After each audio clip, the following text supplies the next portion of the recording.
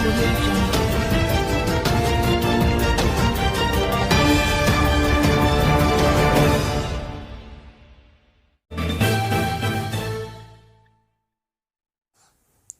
नमस्कार, मैं हूं कृष्णा पंडित और आप देख रहे हैं MP report news.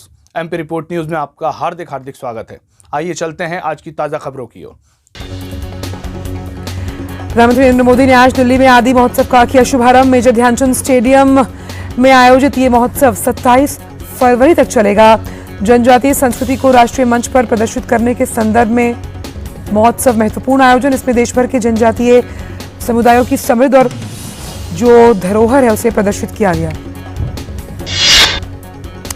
PM Modi ने शुभारंभ समारोह के अवसर पर वहां लगे स्टॉल्स का किया निरीक्षण। प्रधानमंत्री ने प्रदर्शित सामग्री को देखा और उसके बारे में जानकारी हासिल की।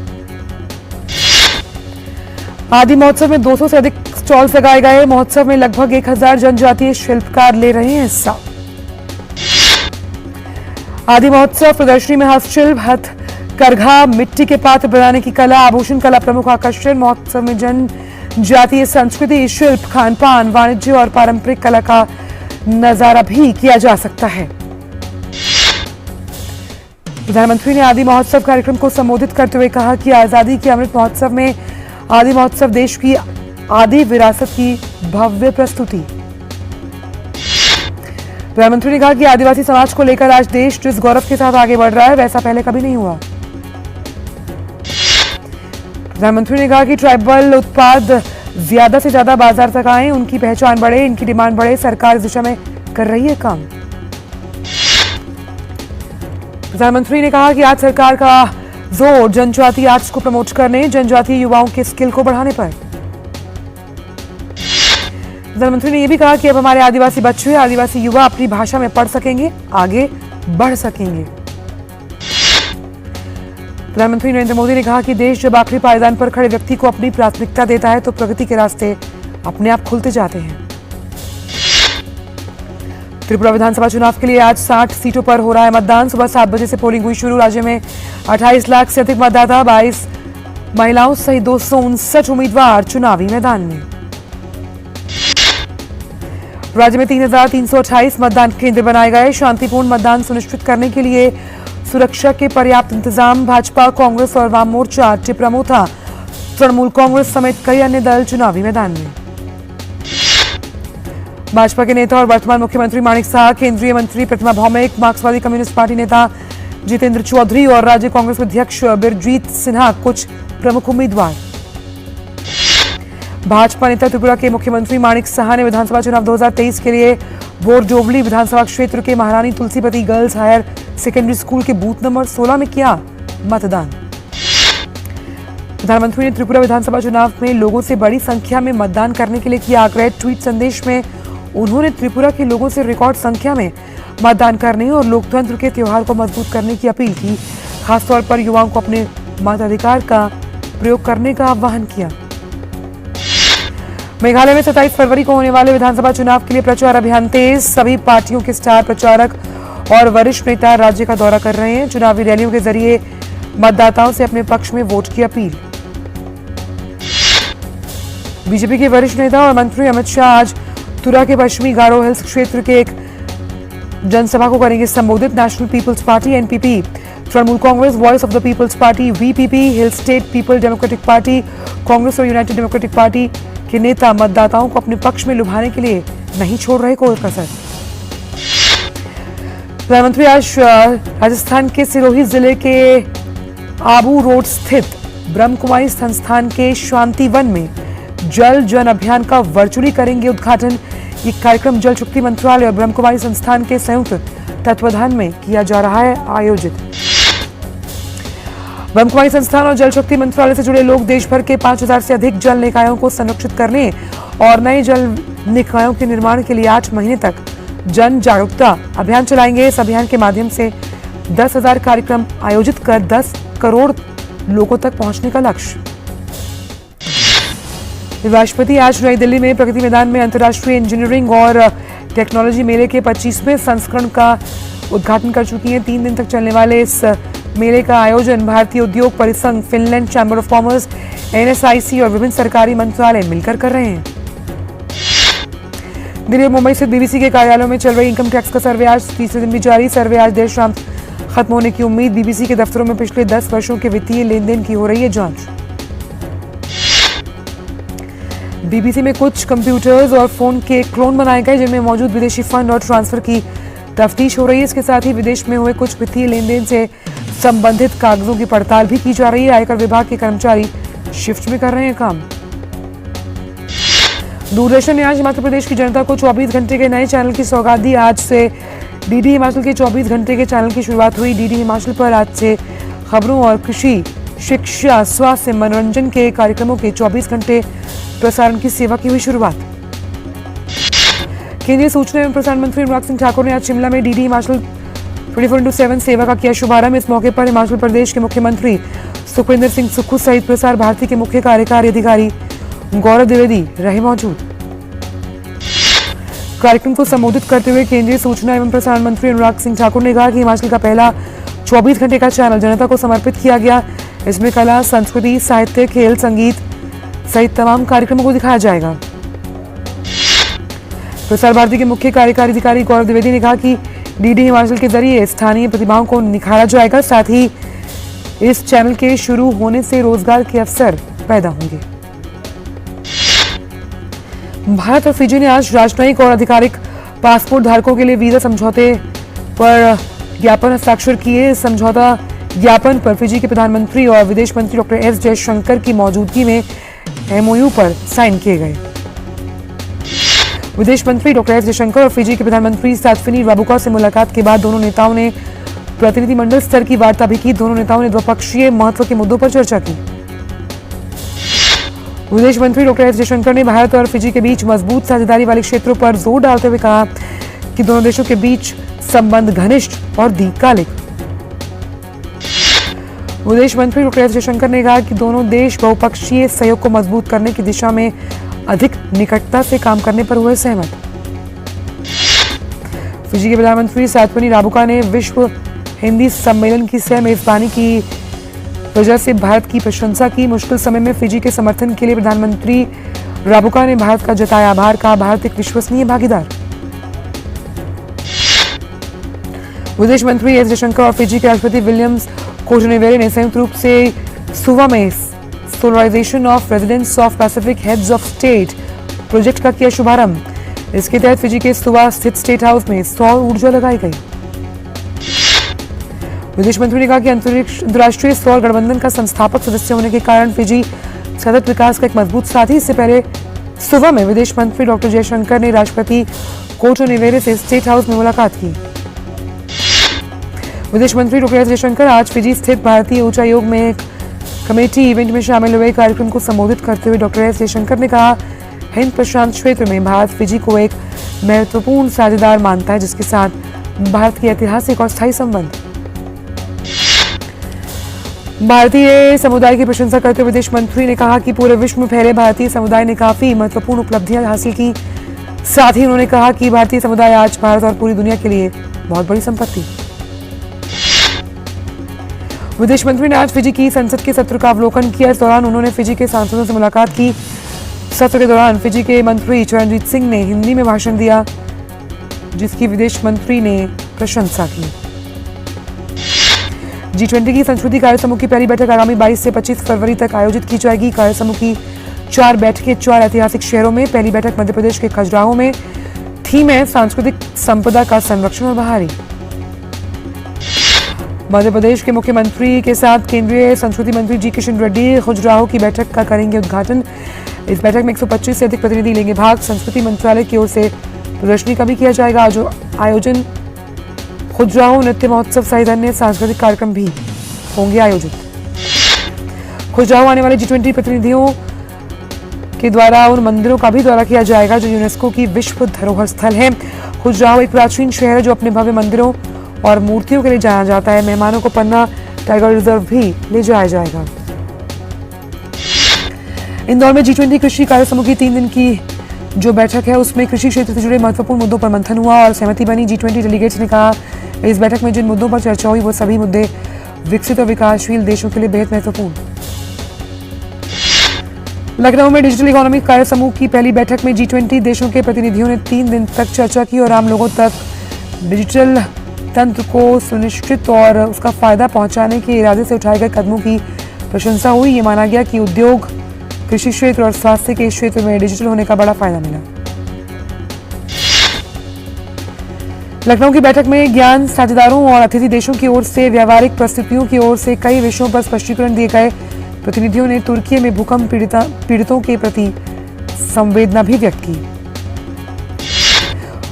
14वें एरो शो एरो इंडिया 2023 का जो आयोजन हो रहा है उसमें आज वायुसेना प्रमुख air chief marshal V R Chaudhari ने एयरोस्पेस क्षेत्र के विभिन्न स्टॉल्स का दौरा किया। सूचना और प्रसारण मंत्री राज्य मंत्री डॉक्टर एल मुरुगन एक दिन की केरल यात्रा पर, यहाँ वो आकाशवाणी के कोच्चि FM केंद्र का करेंगे दौरा। मंत्रालय के अंतर्गत आने वाली मीडिया इकाइयों के अधिकारियों के साथ बैठक करेंगे। अलपुझा के हेरामल्लूर में मत्स्य प्रसंस्करण संस्थान का दौरा भी करेंगे। जम्मू कश्मीर में सेना ने आज से अग्निवीर योजना के अंतर्गत भर्ती के लिए ऑनलाइन रजिस्ट्रेशन शुरू किया। रजिस्ट्रेशन 15 मार्च तक कराया जा सकता है। जम्मू संभाग के उधमपुर, राजौरी, पुंछ, रियासी, रामबन, डोडा, किश्तवाड़, जम्मू, सांभा, कठुआ जिलों के उम्मीदवारों के आवेदन आमंत्रित किए गए। सुल्तानपुर में आज सुबह लखनऊ और वाराणसी की ओर से आ रही 2 मालगाड़ियों के आपस में टकराने से 6 डिब्बे पटरी से उतरे। जानकारी के मुताबिक मालगाड़ी का ड्राइवर घायल हुआ। हादसे के बाद रूट पर रेल यातायात प्रभावित। उत्तर प्रदेश के मुरादाबाद में एक चार्टर्ड अकाउंटेंट को उनके ऑफिस के बाहर अज्ञात लोगों ने मारी गोली से सीए की मौत हुई। मृतक की पहचान श्वेता आपतिवारी के रूप में। उत्तर प्रदेश के मैनपुरी में मोबाइल टावर लगवाने के नाम पर लाखों रुपए की ठगी के मामले का भंडाफोड़। मैनपुरी पुलिस ने कार्रवाई करते हुए मामले में आरोपियों को किया गिरफ्तार। इसके पास से 2 गाड़ियां, 17 mobile phone, 21 ATM card, 2 laptop, 8 chequebook और 11 लाख रुपए नगद बरामद किए गए। उत्तरी कश्मीर में जिला कुपवाड़ा के अंतर्गत LOC के साथ सटे सैदपुरा इलाके में सेना के जवानों ने घुसपैठ के एक प्रयास को किया नाकाम। जवानों ने घुसपैठ की कोशिश कर रहे जो आतंकियों ने मार गिराया। यूपी माध्यमिक शिक्षा परिषद की हाई स्कूल और इंटरमीडिएट बोर्ड परीक्षा आज से शुरू। परीक्षा केंद्रों पर ऑडियो कनेक्ट CCTV कैमरों की व्यवस्था। नकल रोकने के लिए केंद्रों पर पुलिस कर्मियों की तैनाती। परीक्षा में नकल करने वालों पर NSA के तहत होगी कार्रवाई।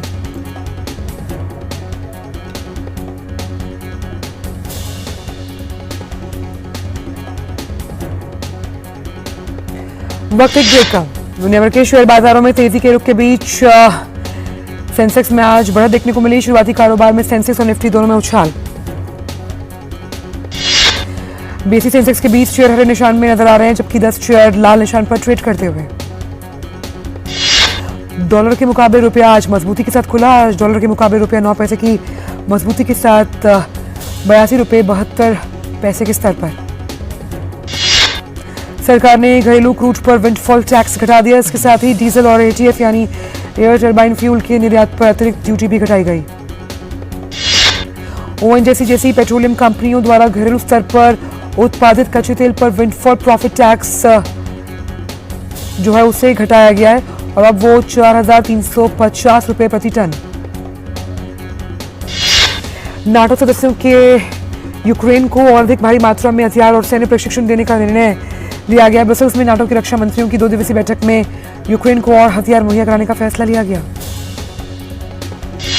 नाटो सहयोगियों द्वारा यूक्रेन के प्रति प्रतिबद्धता का स्वागत करते हुए नाटो महासचिव जेन्स स्टोल्टनबर्ग ने कहा कि रूस यूक्रेन युद्ध अभी निर्णायक मोड़ पर, इसलिए हमें यूक्रेन का समर्थन जारी रखना चाहिए।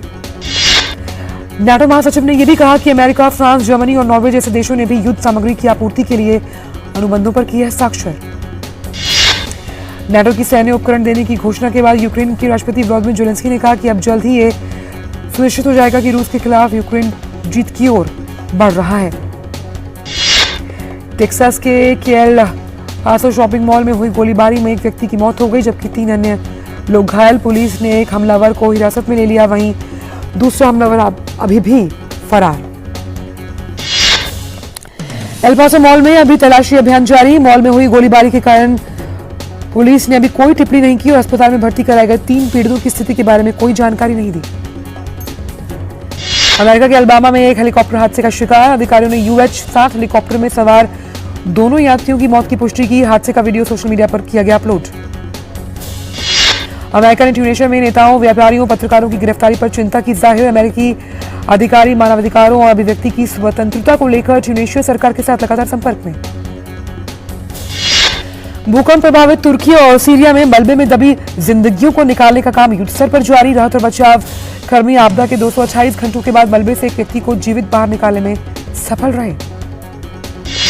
कोलंबिया में राष्ट्रपति द्वारा पेश किए गए सामाजिक और आर्थिक सुधारों के खिलाफ हजारों लोग सड़कों पर। विपक्ष का कहना है इन सुधारों से अपराधियों को मिल रही है मदद। रूस ने क्यूबा को आपातकालीन सहायता के रूप में 25,000 टन गेहूं की खेप भेजी। यूक्रेन में संघर्ष पर पश्चिमी प्रतिबंधों से प्रभावित रूस अन्य देशों के साथ राजनीतिक और आर्थिक संबंधों को मजबूत करने की कर रहा है कोशिश। न्यूजीलैंड में आए चक्रवात गैब्रियल के कारण मरने वालों का आंकड़ा बढ़कर 5। प्रभावित इलाकों में राहत और बचाव कार्य तेज।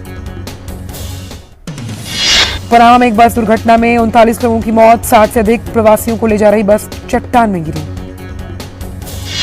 पनामा के अधिकारियों ने हादसे में हताहत लोगों के बारे में जानकारी साझा नहीं की। बस में सवार सभी लोग कथित तौर पर कोलंबिया और पनामा के बीच खतरनाक डेरोइन गैप को पार कर रहे थे। फ्रांस की विदेश मंत्री कैथरीन कोलोना ने बुधवार को पेरिस में चीन के राजनयिक वांग यी के साथ बातचीत की। कोविड-19 महामारी के बाद बोलीविया अब डेंगू बुखार के प्रकोप से जूझ रहा है। तजाकिस्तान पूर्वी गोर्नो बदखशां क्षेत्र में भारी बर्फबारी के बाद हुई हिमस्खलन की 3 अलग अलग घटनाओं में 10 लोगों की मौत। पेरू का माचू पिचू करीब 1 महीने बाद पर्यटकों के लिए एक बार फिर से खोला गया। निकी हेली ने कल 2024 के अमेरिकी राष्ट्रपति चुनावों में अपनी उम्मीदवारी के लिए दावेदारी की औपचारिक घोषणा की है। साउथ कैरोलिना में चुनावी अभियान शुरू करने पर निकी ने कहा कि वह खुद को भारतीय प्रवासियों की एक गौरवान्वित बेटी मानती हैं। रूसी सेना ने 2 स्थानों पर यूक्रेन की सैन्य सुरक्षा दीवार को तोड़ दिया। यूक्रेनी क्षेत्र में वो अब आगे आ गए। रूस के रक्षा मंत्रालय ने कहा कि लुहांस्क प्रांत में यूक्रेनी सेना को पीछे धकेल दिया गया। ऐसा अन्य मोर्चों पर भी हो गया। वहीं यूक्रेन के राष्ट्रपति व्लादिमीर ज़ेलेंस्की ने कहा कि यूक्रेनी सेना ने कई स्थानों पर रूसी सेना के हमलों को विफल कर दिया, लेकिन स्थिति अभी भी मुश्किल बनी हुई है। अमेरिका और चीन में जासूसी गुब्बारों को लेकर जारी बहस के बीच यूक्रेन ने सभी रूस पर राजधानी कीव में जासूसी गुब्बारे भेजने का लगाया आरोप। यूक्रेनी वायुसेना ने कहा कि रूस अपने ड्रोन के भंडार को सुरक्षित बनाए रखने के लिए एक नए अभियान के तहत गुब्बारों का कर रहा है उपयोग। यूक्रेन के साथ जारी युद्ध के बीच रूस इस सप्ताह दक्षिण अफ्रीका और चीन के साथ एक संयुक्त नौसैनिक युद्धाभ्यास में लेगा हिस्सा। एडमिरल गॉर्शकोव ने ही पिछले हफ्ते अटलांटिक महासागर हाइपरसोनिक जिरकोन मिसाइलों का परीक्षण किया था। फिलीपींस के मध्य क्षेत्र में भूकंप के तेज झटके महसूस किए गए। अमेरिकी भूवैज्ञानिक सर्वेक्षण के मुताबिक रिक्टर स्केल पर इसकी तीव्रता 6.1। भूकंप का केंद्र नजदीकी गांव से 11 किलोमीटर दूर। अभी तक किसी के हताहत होने की कोई खबर नहीं। डब्ल्यूएचओ के अध्यक्ष डेविड मलपास ने जून के अंत तक अपने पद से इस्तीफा देने की घोषणा की। वो अपने 5 साल के कार्यकाल में 1 साल कम बचे समय से पहले ही इस्तीफा देंगे। डेविड मलपास को अमेरिका के पूर्व राष्ट्रपति डोनाल्ड ट्रंप ने नियुक्त किया था। मलपास ने पद छोड़ने का कोई विशेष कारण नहीं बताया। अमेरिका के विदेश मंत्री एंटनी ब्लिंकन रविवार को तुर्की के दौरे पर जाएंगे। अमेरिका का जो विदेश विभाग है उसके बयान के अनुसार ब्लिंकन इनस्लिर्क एयरबेस का करेंगे दौरा। अमेरिका के विदेश मंत्री एंटनी ब्लिंकन अंकारा में तुर्की के विदेश मंत्री मेवलूत केवूसोग्लू के साथ तुर्की और तुर्की की जनता को दी जाने वाली सहायता पर भी चर्चा करेंगे। डब्ल्यूएचओ के महानिदेशक टेड्रोस अदनोम घेब्रेयेसस ने कहा कि मंकी पॉक्स अंतर्राष्ट्रीय चिंता का एक सार्वजनिक स्वास्थ्य आपातकाल बना हुआ है। डब्ल्यूएचओ की आपातकालीन समिति ने कहा कि मंकी पॉक्स का प्रकोप प्रभावी रूप से उन अधिकांश देशों में खत्म हो गया जहां ये फैलना शुरू हुआ था। दक्षिण अफ्रीका में खेले जा रहे आईसीसी महिला टी20 विश्व कप में बुधवार को भारत ने वेस्टइंडीज को 6 विकेट से हराकर अपना विजयी अभियान जारी रखा। भारत की ओर से दीप्ति शर्मा ने 3 विकेट झटके और प्लेयर ऑफ द मैच वो बनी। दीप्ति टी20 क्रिकेट में 100 विकेट लेने वाली भारत की पहली गेंदबाज भी बन गई। दुबई में जारी badminton Asia mix team championship में आज भारतीय टीम का सामना मलेशिया से होगा। इससे पहले भारत कजाकिस्तान और यूएई को हरा चुका है। ब्रिटेन के एथलीट केली हॉस्किंसन ने फ्रांस के लेवन में चल रहे वर्ल्ड इंडोर टूर इवेंट में 800 मीटर की जीत के साथ एक विश्व रिकॉर्ड बना लिया। 20 वर्षीय केली ने 1 मिनट 57 सेकंड के साथ 800 मीटर की दूरी पूरी की। केन्या की कॉमनवेल्थ गेम्स चैंपियन मीरा मोरा दूसरे स्थान पर। इथियोपिया की धावक लामोचा गिरमा ने फ्रांस की लेवन में चल रहे वर्ल्ड इंडोर टूर इवेंट में 3000 मीटर में 25 साल पुराना इंडोर विश्व रिकॉर्ड तोड़ दिया। मैनचेस्टर सिटी की टीम नवंबर के बाद पहली बार प्रीमियर लीग की अंक तालिका में शीर्ष पर। देर रात खेले गए मुकाबले में मैन सिटी ने आर्सेनल को 3-1 से हराया।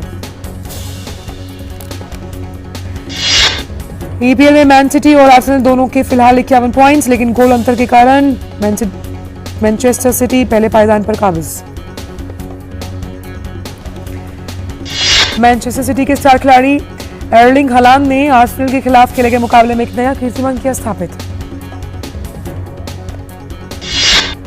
आज के लिए बस इतना ही। यदि आपने हमारे चैनल को लाइक सब्सक्राइब नहीं किया है तो आज ही नीचे लाल वाला बटन दबाकर सब्सक्राइब करें, जिससे कि हमारी खबरें पहुंचे आप तक सबसे पहले।